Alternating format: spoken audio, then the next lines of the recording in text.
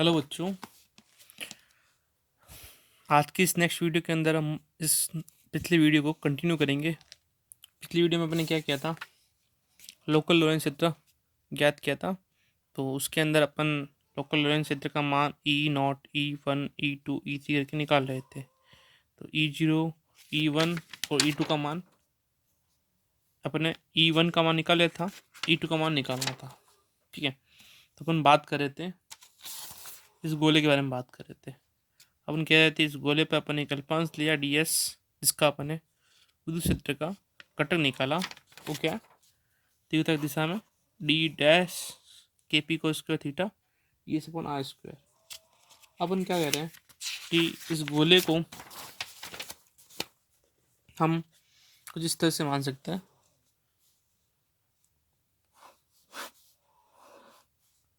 इसकी त्रिज्या आर है और इस आर त्रिज्या के ऊपर हम जो ले रहे हैं थीटा कोण पर, वो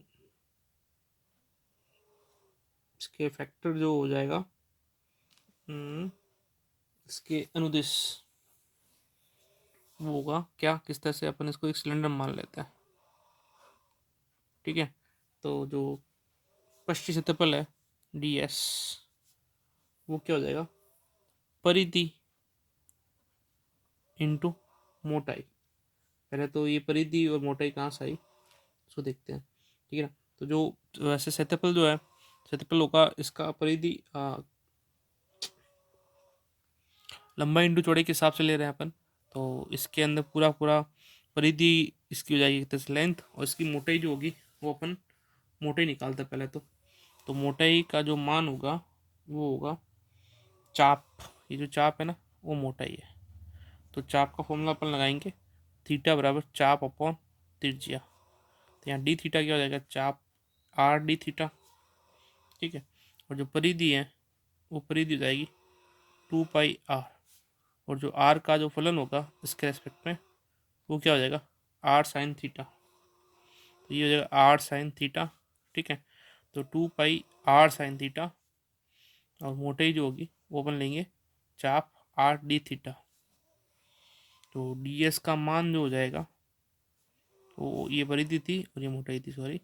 ठीक है, तो डी एस का मान जो है 2 pi r sine theta into r d theta होगा, जिसको अपन लिख सकते हैं 2 pi r square sine theta into d theta. अतः E2 का जो मान है वो क्या रहेगा, वो रहेगा ये जो अपन ने डी डबल एस माना था उससे समाकलन कर देंगे। ठीक है, तो डी डबल एस का इस घटक का समाकलन करेंगे। तो इसकी वैल्यू क्या थी, इसकी वैल्यू थी के पी को square theta upon R square, K P को square theta upon R square into D S. और जो ये डी एस है वो डी एस अपन ने यहाँ निकाल रखा है। ठीक है, तो डी एस की वैल्यू जो है वो हो जाएगी 2 pi r square sine theta d theta. ठीक है, तो यहाँ से अपने पास में E2 की वैल्यू क्या आएगी, वो आएगी के पी को तो अपन बाहर निकाल ले, 2 पाई के पी बाहर निकाल लेते हैं, आर स्क्वायर से आर स्क्वायर कैंसिल हो जाएगा। ठीक है, अंदर रहेगा cos square theta sine theta into d theta. उसका समाकलन करना है, इसकी जो सीमा लगाएंगे अपन वो आधे भाग के अंदर है। ठीक है, आधे भाग के अंदर अपन ले रहे हैं तो ये हो जाएगी 0 से पाई। ठीक है, तो यहाँ पे 0 से पाई, क्योंकि ऊपर वाला पार्ट ले रहे हैं 0 से पाई और नीचे वाला लेंगे तो वापस 0 से। ठीक है, तो ये 0 से पाई हो गया। अब इसका समाकलन करना है तो अपन सबसे पहले कोस थीटा को मान लेंगे x, और ये हो जाएगा minus sign theta d theta. ठीक है, उसके साथ में ही अपने पास में वैल्यू जो हो जाएगी ये डी एक्स हो जाएगी, और सीमा बदल जाएगी x बराबर 0 पे कोस 0 मतलब 1, और x बराबर पाई पर ये हो जाएगा -1। ठीक है, सीमा हो जाएगी -1 से 1 और 1 से -1। ठीक है, और हम उसको रिप्लेस कर देंगे 2 पाई के पी, इसको करेंगे 1 से -1। ठीक है, तो यहाँ रखेंगे एक्स स्क्वायर माइनस का dx आएगा, यहाँ पे साइन थीटा से माइनस का आएगा। ठीक है, तो यहाँ पे जो इंटीग्रल करना है, समाकलन करना है, किसका करना है, 2π एक्स स्क्वायर डी एक्स, और सीमा क्या है, 1 से -1। तो समाकलन करेंगे, तो समाकलन करने पर क्या प्राप्त होगा, -2π तो बाहर था ही था, -2π तो बाहर है ही है, अंदर जो रहेगा वो रहेगा एक्स स्क्वायर, मतलब एक्स स्क्वायर समाकलन होगा x2+1/2+1, सीमा 1 -1 -2π x³ 1 2 -1, बाहर निकाल दो k3 को, -1 का क्यूब -1 का cube, upper limit minus lower limit, -2π3 into -1, और वैल्यू आएगी अपने पास में प्लस का 2kπ/3। इसकी वैल्यू अपने पास में E2 की वैल्यू है। ठीक है, अभी अपन को k का मान पता है, क्या पता है, जो k है वो होगा 1/4πε0, और जो p है उस p को अपन p रखते हैं अभी तो।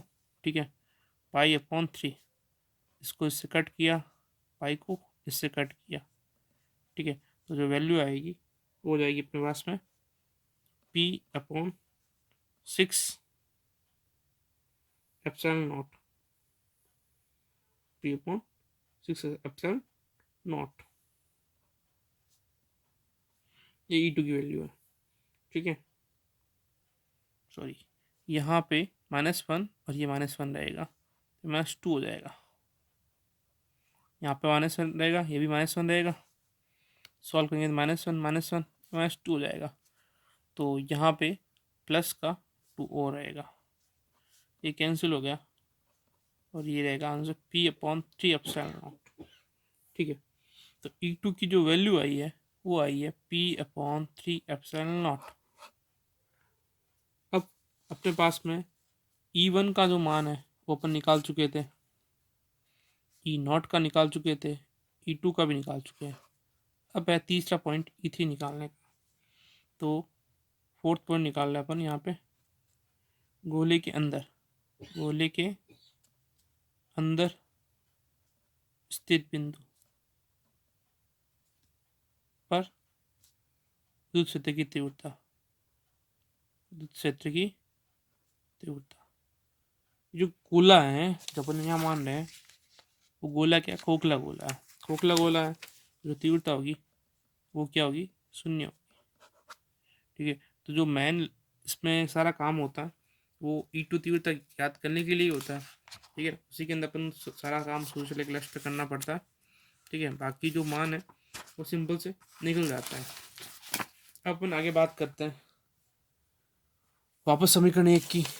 ठीक है, समीकरण 1 के अंदर चारों के मान अपने निकाल रखे हैं, वो लिखते हैं, अतः लोकल लोरेंस क्षेत्र, लोकल या स्थानीय क्षेत्र क्या हो जाएगा, EL बराबर E0 plus E1 plus E2 plus E3, ये मान पुट करेंगे यहाँ पे, तो EL E0 का मान अब निकाल रखा था सबसे पहले, sigma free upon epsilon not, इसका p/ε0, sigma free upon epsilon not. E2 का जो E1 का जो मान निकला था वो क्या क्या था, -p/ε0, और जो E2 का मान है वो अपन यहाँ निकाल चुके हैं, p/3ε0, और E3 का मान 0 है ही है। EL का मान हो जाएगा sigma free upon epsilon not, इनका अपन कॉमन ले लेंगे, अंदर रहेगा 1 -1/3, तो EL sigma F upon epsilon naught -p/ε0, 3 -1/3, तो EL equal to sigma F upon epsilon naught -p/ε0 2/3। ठीक है, तो जो EL है, EL वो मिला अपन को sigma F upon epsilon not minus 2p upon 3 epsilon not. आगे बात करते हैं अपन सिग्मा एफ की।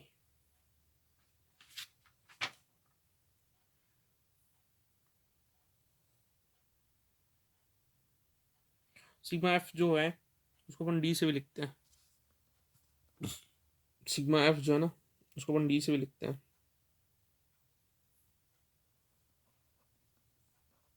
ठीक है, डिस्प्लेसमेंट डी से लिखते हैं फ्री। ठीक है, तो ई एल लिखा जाएगा D upon epsilon not minus 2p upon 3 epsilon not. ठीक है, अब अपन को ये पता है, क्या पता है कि डी जो होता है वो क्या होता है epsilon naught e plus p. अपन ने संबंध निकाल रखा है।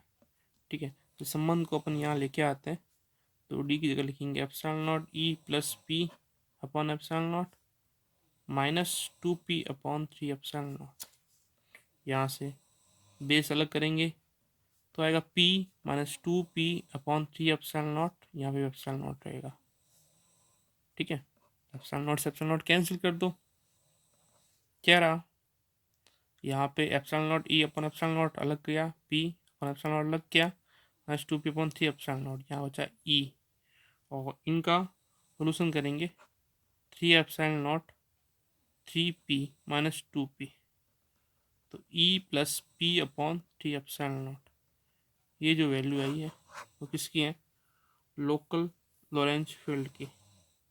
ठीक है, तो इस समीकरण को ही अपन क्या कहते हैं लोकल लॉरेंज फील्ड या फिर स्थानीय लॉरेंज का क्षेत्र कहा जाएगा।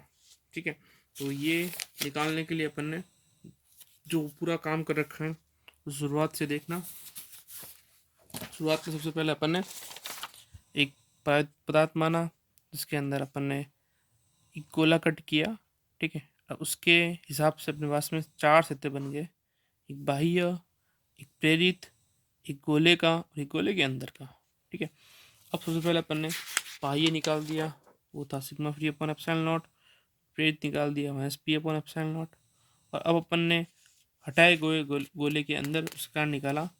ठीक है, तो उसके लिए सारा प्रोसेस किया और उसकी जो वैल्यू निकली वो कितनी निकली, उसकी वैल्यू निकली अपने पास में p upon 3 epsilon not, p upon 3 epsilon not.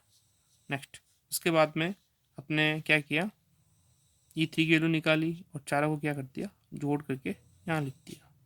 ठीक है, ये जो संपूर्ण विद्युत क्षेत्र था कितना निकला e plus P upon 3 epsilon not.